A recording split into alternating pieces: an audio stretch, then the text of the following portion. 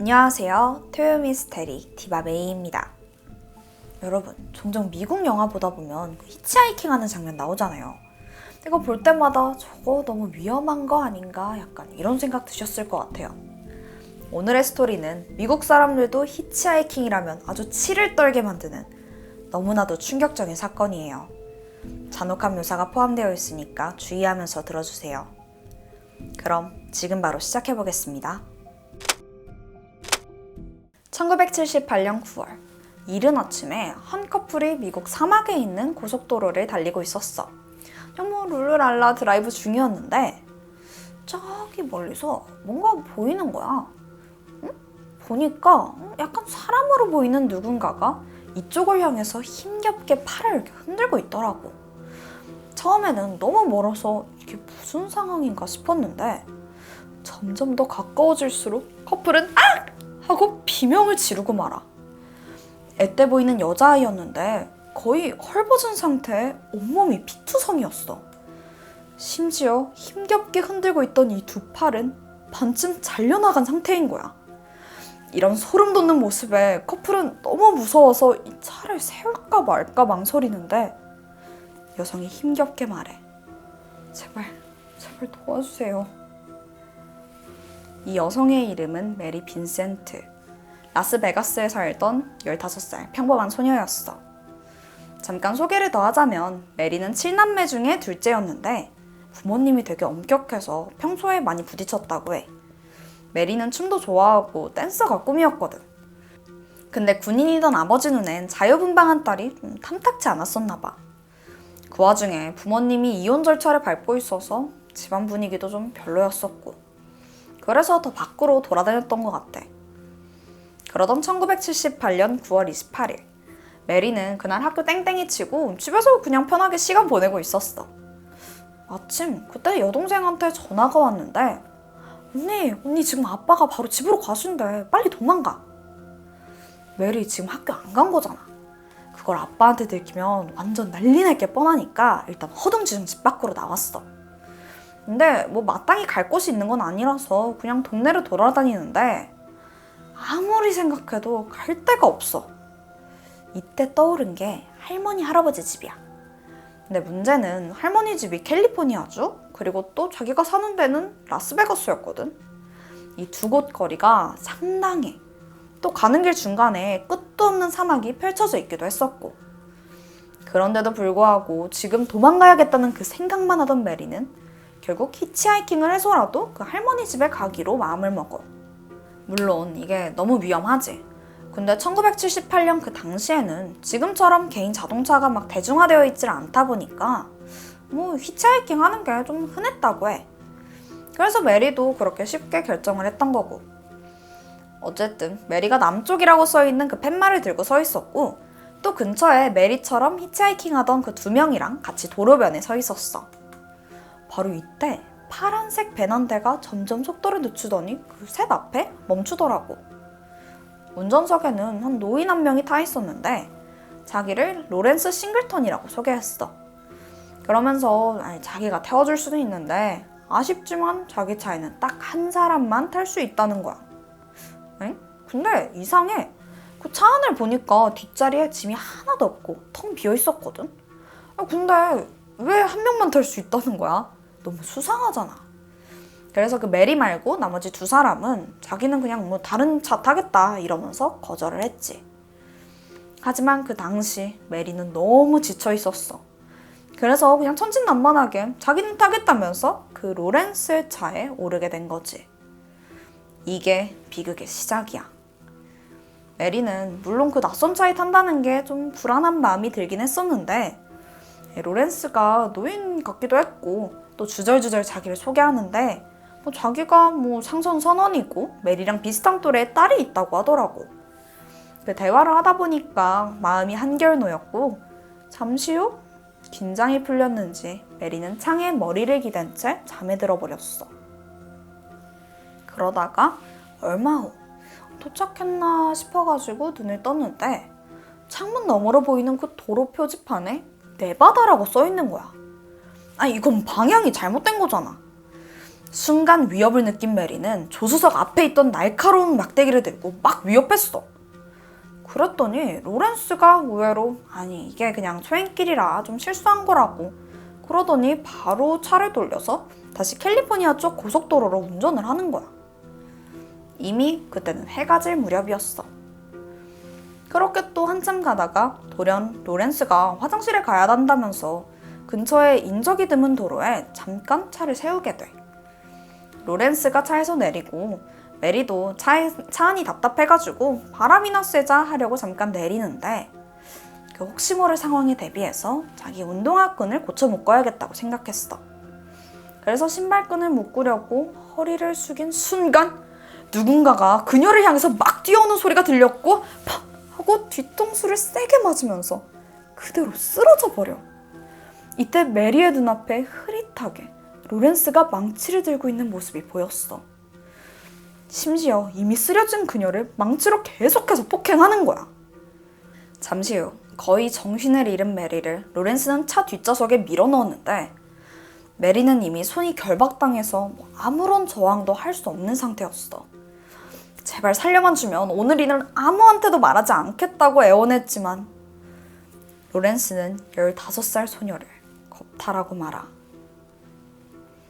이후 그는 그녀를 뒷좌석에 싣고서 다시 어딘가로 향했고 그렇게 다음 날까지 차는 멈추지 않고 数킬로미터를 달렸어. 그러다가 정신을 차려보니까 무슨 협곡 근처에 차를 세우더라고. 이때 로렌스는 메리한테 컵 한가득 술을 따라주면서 자기한테 복종하라고 막 이 술 전부 마시지 않으면 죽이겠다고 협박하기 시작해. 두려운 마음에 메리는 술을 다 마셔버렸고 또 정신을 잃고 다시 기절해버렸어. 그리고 여기서 또다시 로렌스한테 끔찍한 일을 당하고 말아. 시간이 흐르고 메리가 겨우 정신을 차렸는데 이번엔 어딘가로 끌고 가고 있더라고. 그 거칠거칠한 흙바닥에 막 얘를 끌고 가는 거야.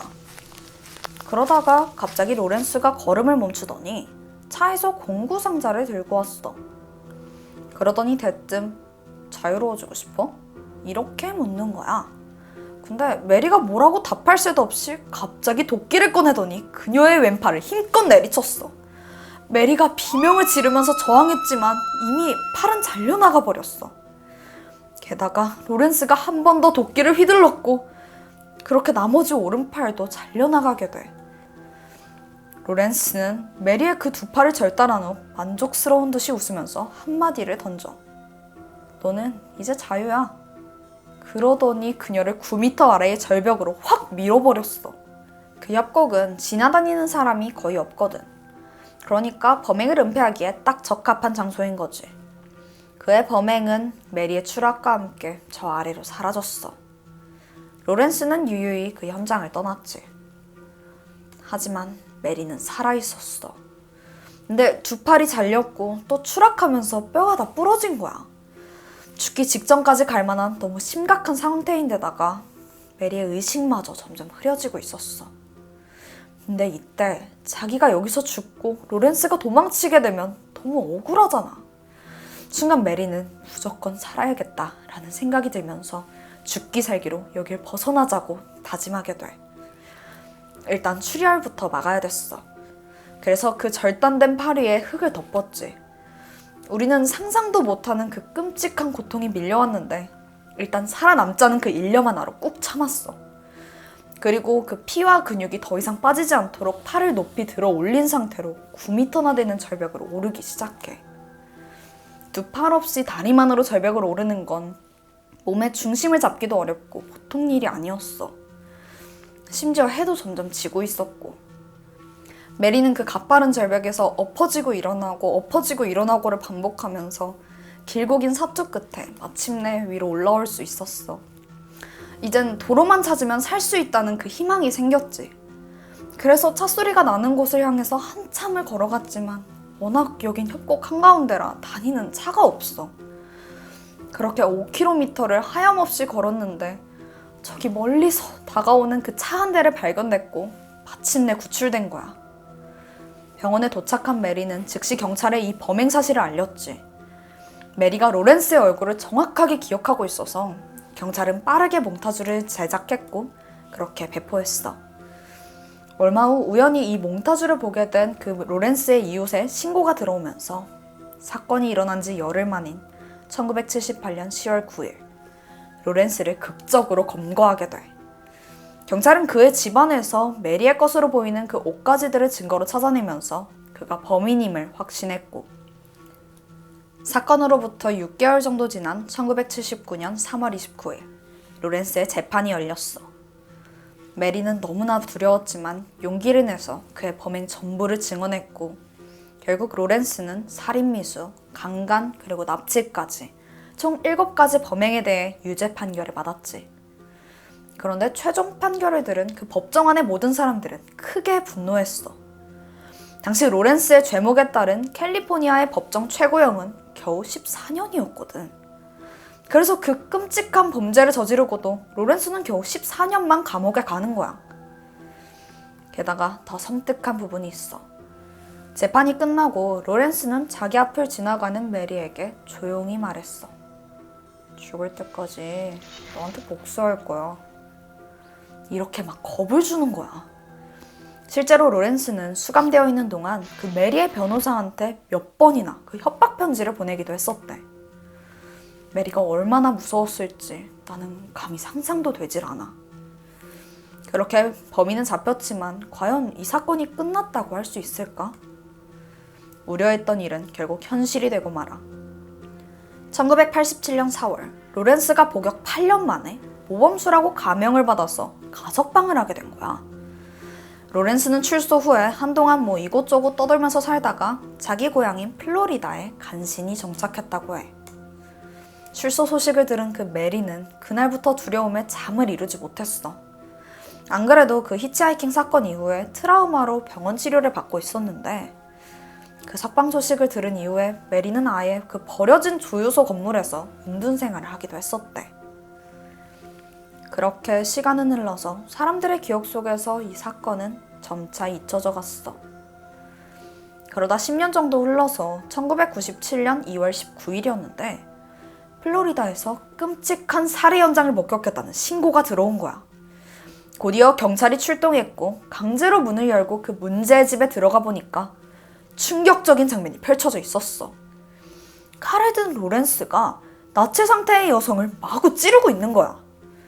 그 여성은 록산 헤이스였는데 경찰이 갔을 때 이미 사망한 상태였어. 그녀는 세 아이의 엄마이자 매춘부였는데 로렌스는 록산이 약속된 금액보다 더 많은 돈을 요구했다는 이유로 무참히 살해했다고 하더라고. 그렇게 로렌스는 다시 법정에 서게 돼. 그리고 재판이 시작될 무렵 한 여성이 증언대에 오르는데 그게 바로 첫 번째 피해자 메리였어. 그녀의 첫 마디는 저는 지금으로부터 10년 전 저 사람에 의해서 팔이 잘려졌습니다. 메리는 로렌스가 얼마나 잔인한 사람인지 그리고 왜 이 사회에서 영원히 격리당해야 되는지 눈물로 호소했어. 사건 이후 집 밖을 나서는 것조차 힘들어하던 그녀는 피해자 록산의 안타까운 죽음을 위해 한 번 더 용기를 냈던 거야. 메리의 증언과 그의 잔인한 살인 행각에 배심원들은 크게 분노했고 법정은 로렌스에게 결국 사형 선고를 내리게 돼. 메리의 발언은 큰 지지를 얻었고 로렌스 싱글턴 사건은 미국 형사사법제도의 오류의 상징이 되어버렸어. 그리고 모든 신문사의 헤드라인으로 뜨기 시작해. 캘리포니아주는 강력 범죄에 대한 형량 연장뿐만 아니라 조기 석방을 막는 싱글턴 법안을 발의했고 사람들의 강력한 지지를 받게 됐어. 그리고 주 당국에 의해 마침내 입법됐고 2001년 로렌스는 수감 중에 암으로 74세의 나이에 사망하게 됐어. 가해자는 사라졌지만 피해자의 고통은 전부 사라질 순 없겠지. 댄서를 꿈꾸던 15살 소녀 메리는 두 팔을 잃고 그 꿈을 포기하고 말았어.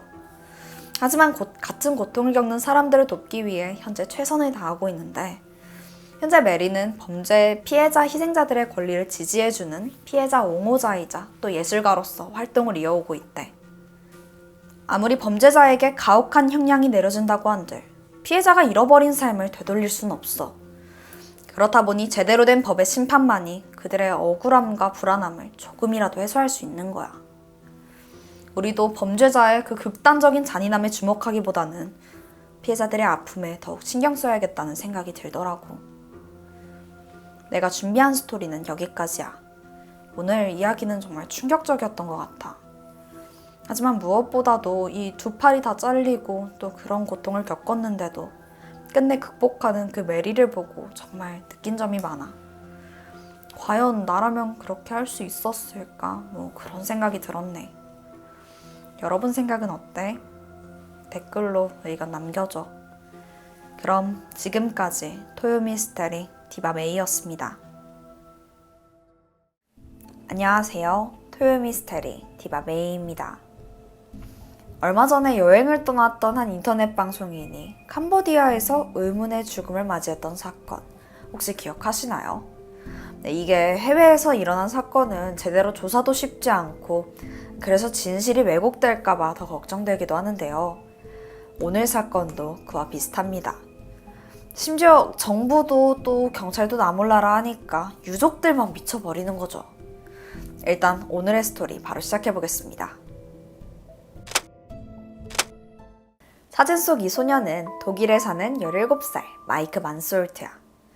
시간은 2016년 7월 8일인데 이날은 마이크한테 엄청 특별했어. 태어나서 처음으로 혼자 해외여행을 가는 날이었거든.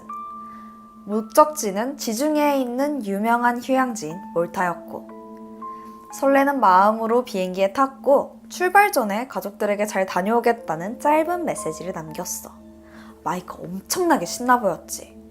사실 이렇게까지 이 여행을 기대하는 데에는 이유가 한 가지 더 있는데 여자친구인 안토니아가 몰타에서 어학연수 중이었거든. 그러니까 여행을 가는 김에 오랜만에 여자친구도 만날 수 있는 거야. 당시 17살이던 이 풋풋한 커플은 매일같이 영상통화하면서 이날만을 손꼽아서 기다렸었고 짧은 비행이 끝나고 드디어 마이크는 몰타에 도착하게 돼. 참고로 몰타는 신혼여행 1순위로 꼽힐 만큼 지상낙원인 휴양지야. 당연히 관광객이 끊기질 않았었고 크기는 제주도의 한 6분의 1 정도로 아담한데 전 세계에서 몰려들 정도로 엄청나게 유명한 곳이지. 몰타에 처음 도착한 마이크는 이 난생 처음 보는 풍경에 완전히 매료됐어. 카메라로 이곳저곳 찍고 구경하느라고 바빴지. 근데 그 와중에 부모님이 또 걱정할까봐 사진도 보내고 또 중간중간 연락도 잊지 않았어. 그리고 그렇게 보고 싶던 여자친구도 만나게 돼. 모든 게 다 꿈만 같았어. 시간은 빠르게 흘러서 일주일이 지난 7월 17일인데 여자친구 안토니아는 먼저 독일로 돌아가고 마이크는 몰타에 조금 더 남아서 혼자 여행을 즐기기로 해.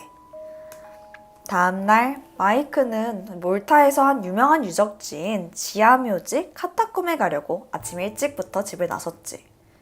참고로 여기는 옛날에 사람들이 그 기독교 박해 때문에 숨어 살던 곳이래. 카타콤에는 한 1000여 구 정도의 시신이 있는 걸로 알려져 있고 마이크는 카타콤에 가기 전 근처 항구에서 산악용 자전거를 빌렸어. 그리고 한 오전 10시쯤에 아버지랑 여자친구한테 음성 메시지도 보내거든. 자전거 타는 게 재밌긴 한데 길이 너무 가파라서 중간에 내려서 좀 걸어야 될 것 같다.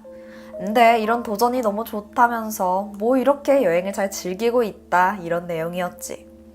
그런데 10시 메시지 이후로 마이크의 연락이 좀 뜸했어. 아니 돌아다니느라고 바쁜가? 가족들은 걱정은 됐지만 다 컸으니까 그냥 별일 아니겠지 하고 넘어가게 돼. 이제 좀 자유롭게 여행을 즐기나 보다 싶었던 거지.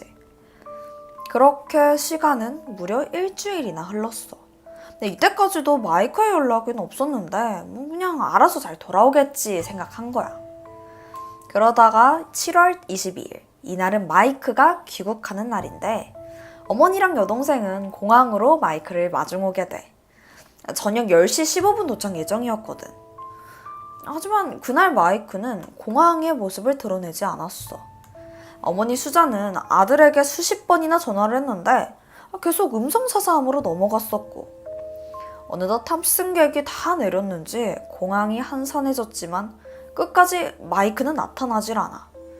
뭔가 불안해진 모녀는 결국 공항 데스크로 가서 뭐 혹시 안 나온 사람이 있나 물어봤는데 직원이 아주 뜻밖의 말을 하더라고. 마이크가 타고 올 예정이었던 LH360 편이 결항이 됐다는 거야. 그럼 마이크가 분명 가족들한테 미리 연락을 했을 텐데. 그러니까 뭔가 이상했지.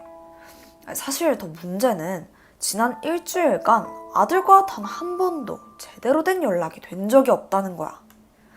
그제서야 가족은 불길함을 느꼈고 그날 새벽 2시 즉각 경찰에 실종 신고를 접수했어. 다음 날인 7월 23일부터 공식적으로 마이크 실종 사건 수사가 시작돼. 우선 경찰이 행적을 추적했지? 근데 놀라운 게 밝혀져. 이미 나흘 전 몰타에서 마이크 실종 신고가 접수됐다는 거야. 알고 보니까 그가 묵던 그 호텔에서 신고를 한 거였어. 숙박객이 사라졌다면서 현지 경찰에 신고를 한 거였지. 그런데 그 몰타 당국이 이 사실을 정작 가족들한테 알리지 않았던 거야. 하루라도 빨리 알아야 수색도 들어가고 그러는데 이게 마음이 급해진 가족들이 몰타 당국에게 거세게 항의했고 독일 경찰 수사를 적극적으로 돕겠다는 그 약속을 받게 돼. 마이크 아버지랑 형은 그냥 가만히 있을 수가 없어서 직접 몰타로 향했고 거기서 실종 당일 행적을 하나하나 추적하기 시작했지. 우선 마이크가 마지막으로 목격된 건 7월 18일이었어. 그러니까 그 카타콤을 가려고 호텔을 나섰던 바로 그날이었지. 10시쯤에 한 자전거 렌트하고 가족들하고 여자친구한테 음성 메시지를 남긴 그 후부터 행방이 묘연한 거야.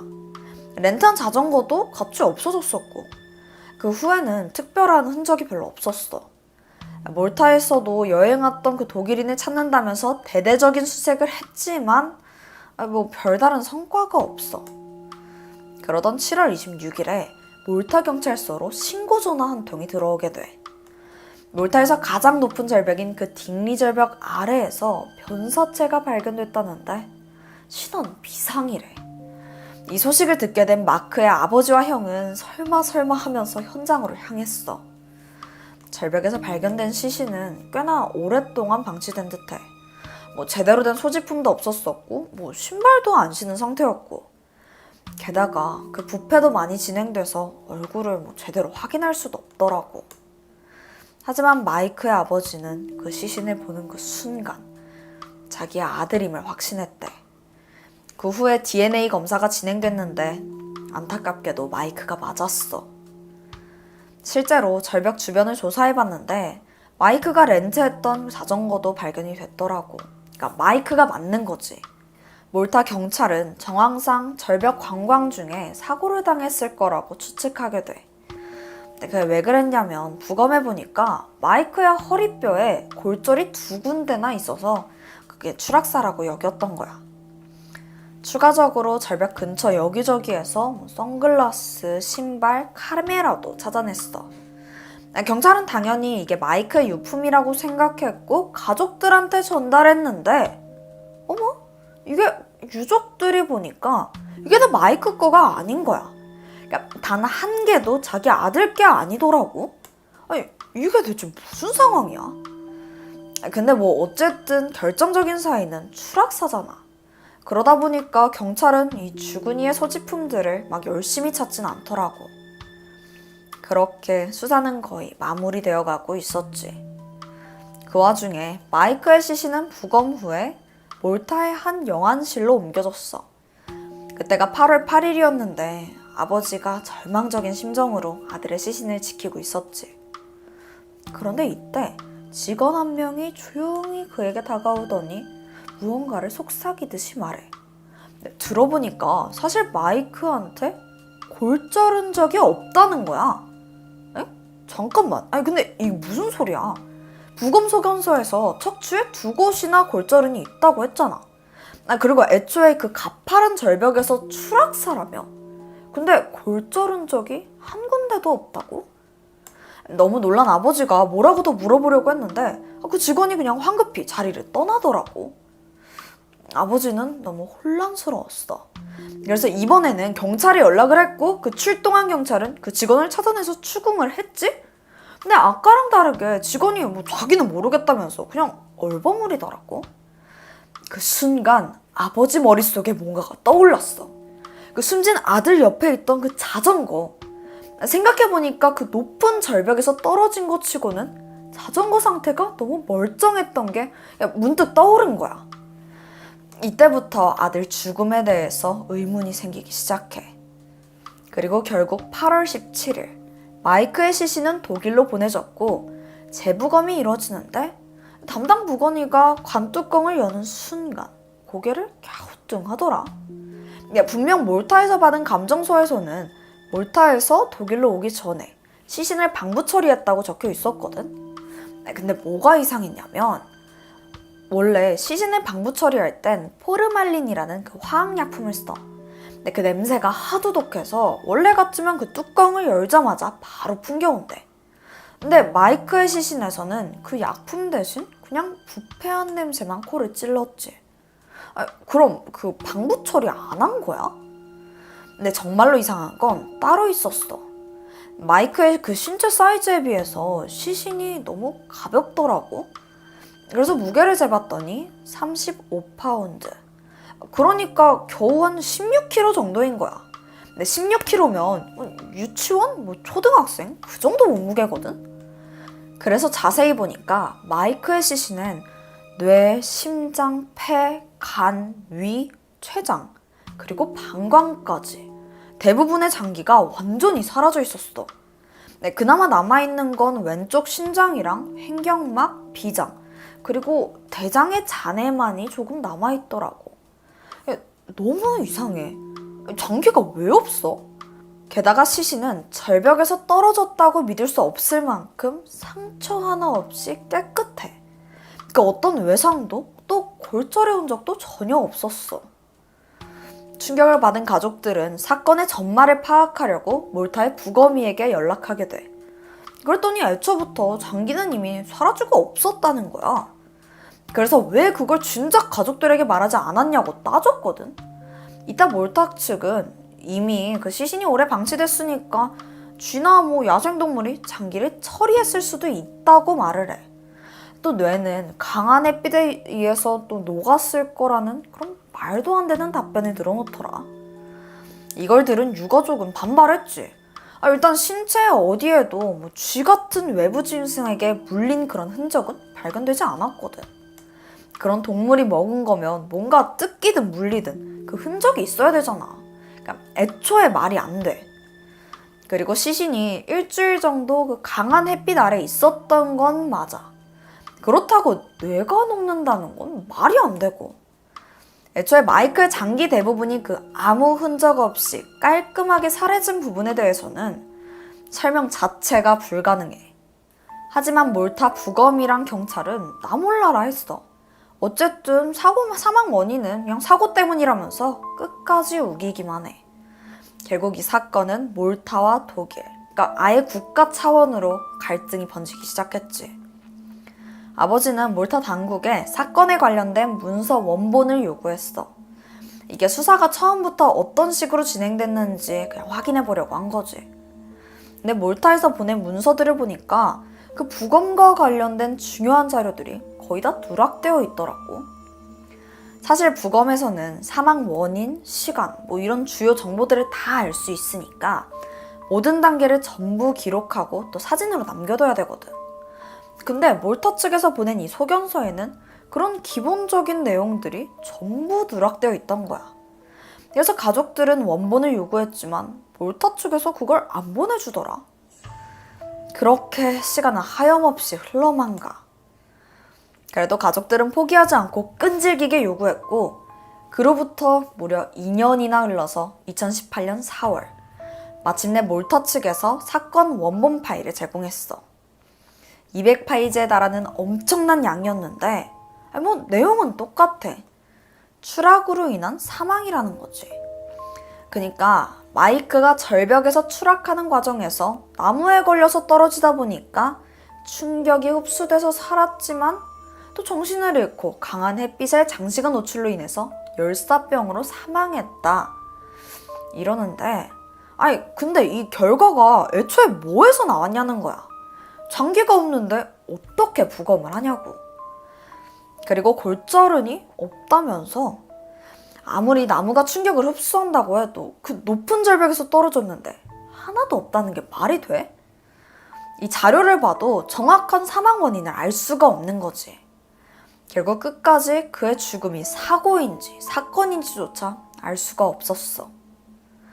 이때 사람들이 가장 많이 떠올린 가설이 하나 있는데 제3자, 그러니까 장기밀매업자가 관련된 게 아닌가 싶은 거지.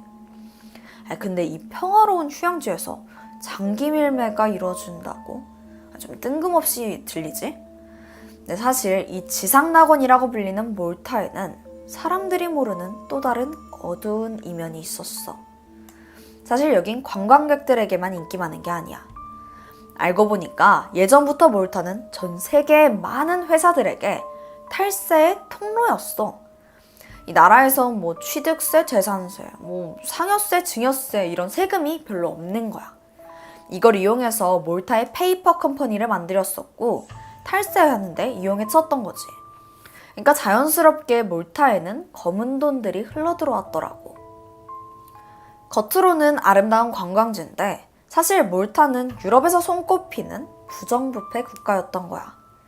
마이크의 유족들이 왜 그렇게 이 사건에 의문을 품었는지 이해 확 되지. 근데 몰타 입장은 굳건했어. 자기네 나라에서는 장기밀매 사례가 한 건도 없다면서 절대 아니라고 못을 박더라고. 그러면서 자기들은 공정하고 객관적으로 수사하고 그런 거래. 그냥 끝! 입 딱 닫는 거지. 미스테리한 죽음을 맞이한 마이크. 정말 제3자의 개입은 하나도 없었던 걸까? 부검 소견서도 그렇고 자료들에 허점이 많았잖아. 하지만 더 이상의 재수사는 이루어지지 않았어. 아니, 정확히는 몰타 측에서 협조를 안 하니까 못한다는 게 맞겠지. 여전히 마이크의 유족들은 진실을 찾기 위해서 고군분투하고 있다고 해. 싸늘한 시신으로 돌아온 것도 억울한데 거기에 아들의 장기까지 모두 사라졌다? 가족들의 억장은 무너졌겠지. 반드시 그 진실을 밝혀내고 싶어하는 그 답답한 마음 너무 이해되는 것 같아. 오늘 내가 준비한 스토리는 여기까지야. 세상에 참 별일이 다 있다 싶지? 다음 주에도 충격적인 사건으로 돌아올게. 우린 다음 영상에서 만나. 그럼 안녕.